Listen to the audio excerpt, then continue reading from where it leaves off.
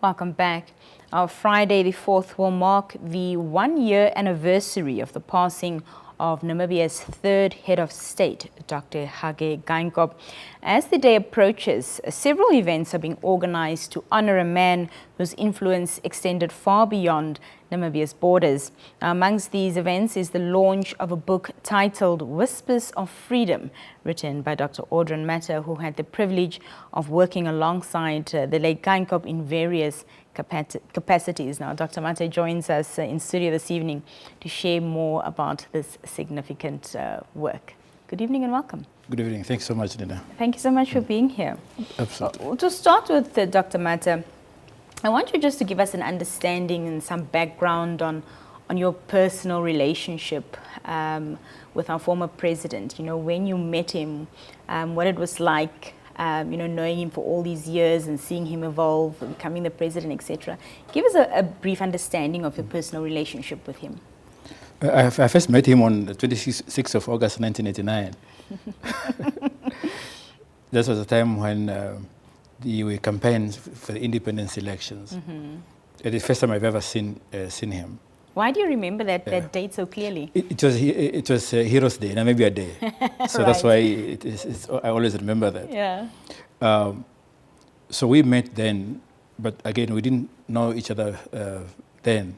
When I started working here, then that's when I got to meet him as a television producer, so I did a lot of interviews with him. On his 60th birthday, the director of the NBC now, who was at that point in time was the manager in the division that I worked at, the television programs. So we went to the Prime Minister and said, look, you are getting 60. We'd like to produce a documentary around your life. So that's how we became to be much more acquainted. Some years later, then I got to work for him as spokesperson. So then that was formalized in the sense that I got to see him every day, literally. Yeah. So that's how I met him. Then over the years, depending on the things that I was doing at any given time, we always been in touch for the entire period of time that I've been in existence. Yeah. Yes. In your own words, and from the relationship you shared with him, both personal and, of course, work-related, how would you describe the late Dr. Hage Geingob? You know, outside the office, for people who have never got the chance, you know, I always say he's a teddy bear heart. Yes. You know, he's big, but, you know, the heart inside, you know, he's very gentle heart, that he's always very compassionate. He has this human side to him that many people never got to see. Because we see him on television, he's speaking something, you think that's how he is also of the screen. You know, he was a very gentle soul. Also at work, he has this work ethic that you don't have to be told to jack up, because you can see what the principal is doing, and that's your minimum performance. So you got to learn this work ethic, that you don't do something then you leave it half done. Yeah. Don't do it if you're not going to do it very well. So that's how we grew up around him, knowing that this is what the principal will expect, then we get to do that. So in the end, we were almost self-triggered, you know. You know, if he comes at 10 o'clock, this is what must happen, then you brief him properly, and we were fine. And the thing was that I was 25 years, maybe 20-something, when I started working for him. So I was coming from television background. I was a writer, so I always prided myself that I could write anything. But that changed the moment I began to work for him. My first day on the job, I was asked to prepare a speech for him that I had to draft 9 times. Wow. Until 11 in the evening. That's when he said, okay, We're good to go. now you can print. So that's what it was, working with him. Yeah. I can imagine that taking on the task to write a biography of a man who many would describe as a giant, who many would describe as great, and then try to encapsulate the essence of this great man into one book was not an easy feat. So what was the journey like, you know, compiling everything, gathering all the information, the research, whatever it was that you needed to make this book amazing? It was interesting journey. Remember, I told you that we produced a documentary for him, 96, thereabout. So after that, then we met again 2012, we were just having breakfast, then we were talking about that documentary. So then I said, look, we can actually do a book because we have an interesting story to tell. So we started, okay, let's work on a book.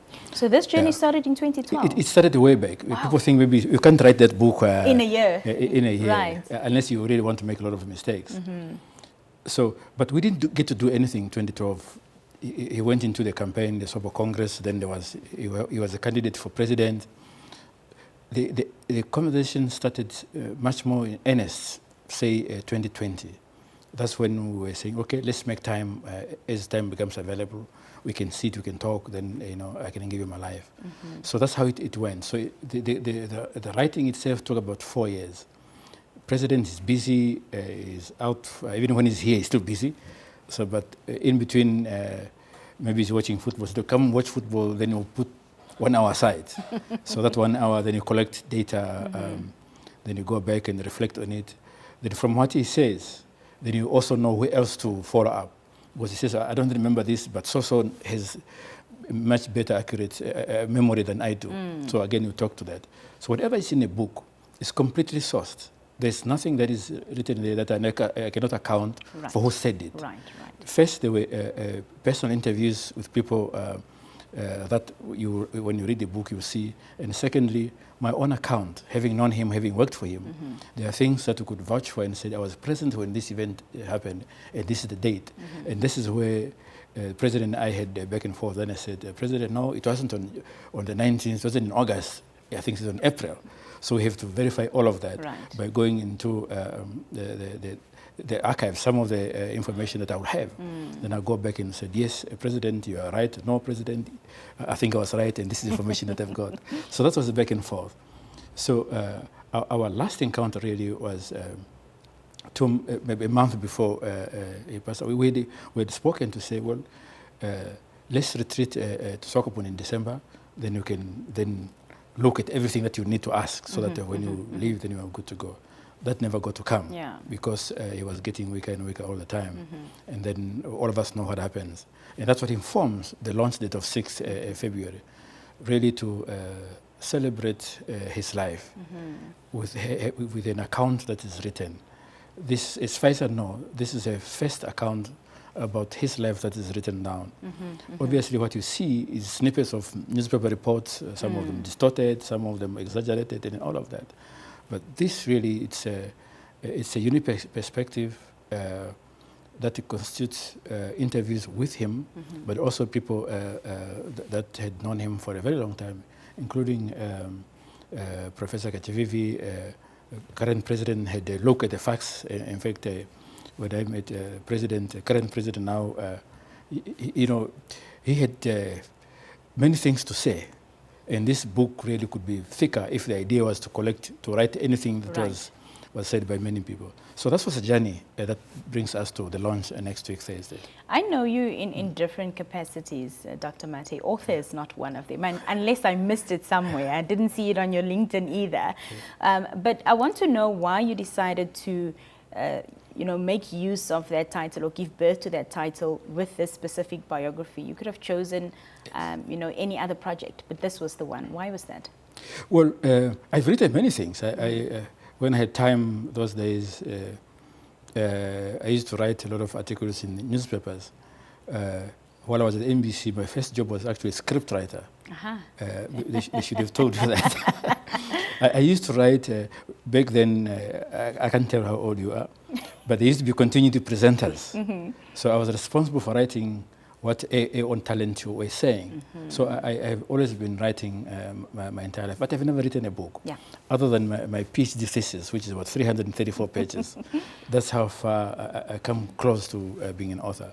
But really, for me, it was intriguing just having to observe him, listen to him, that this man has a lot of information, and we need to capture it at the right moment. And that right moment came. So that's really an effort from my end to say, how do we celebrate his life? As I said previously, it's not something that came now. It has been a long process. It has been an ongoing conversation over the years. It's just that we never got to find time that was mutual to be able to do these things and complete it. But eventually, we did complete the project.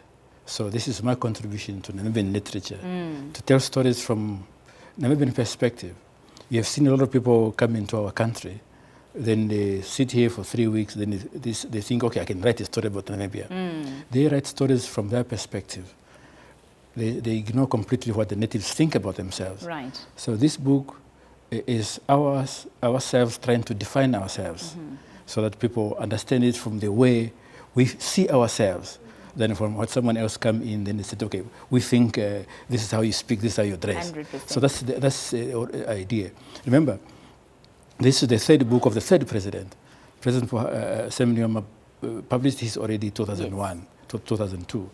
President Pohamba also produced his. The third president also now has an account. I'm also hoping that President Mbumba will also come up with his book. Well, the launch is upon us. It's happening on February the 6th. So what will be transpiring on the day? We have President Mbumba is the chief guest of honor. Those two brothers, and I deliberately use that word because they were literate brothers. He is one of those that are around that can give a full account. And I think it would be an honor for him to launch a book for his friend. Also the Vice President, President-elect, will be in attendance, and the Speaker of the National Assembly, and the First Lady, third First Lady, she will also be in attendance. And this, again, not many things are said about her, but I think when the time comes, we'll speak about her as well. But really, that's what's happening on Thursday. It's a special gala dinner. At that event, we'll produce limited editions of the book that are different from the one that will be available to everybody else as a launch edition. But it'll be limited. We only we have printed only 1,000 copies for the gala evening. Then the rest, everybody else will get a book that is similar to what you have now. Fantastic. Yes. Well, Dr. Mathe, well done. Congratulations. Thank you. And I think, like myself, like many other Namibians, are looking forward to reading this biography. Very well. Please, let's have a conversation after you've read it and see whether your account will be different from mine. Thank you so much. Thank you. Well, that was Dr. Audrin Mathe speaking to us about his book titled Whispers of Freedom, The Political Odyssey of Hage Geingob. It launches on the 6th of February. We'll be right back after this brief break with some more conversation. Stay with us.